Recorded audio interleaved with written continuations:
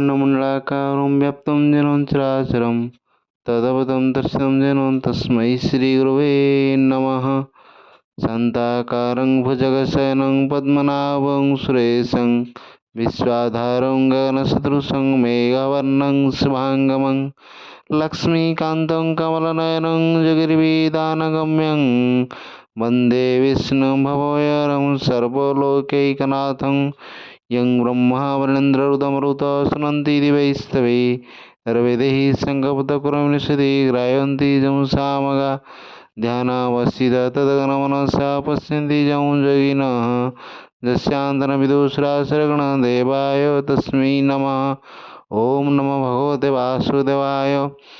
ओम अस्य श्रीमद्भगवद्गीतामहामन्त्रस्य श्रीभगवान् वेदव्यास ऋषि अनुष्टुपछन्द श्रीकृष्ण परमात्मा देवता अच्युतानन्दसुतं प्रज्ञादशभाषतिबीजं सर्वधर्मान् परित्यज्य मामेकं शरणं व्रज इति शक्ति अहं तं सर्वपैव मुखेष्यामि मा शुद्धैलकं श्रीकृष्णं प्रीत्यार्थे गीतापाठे विनियोगो।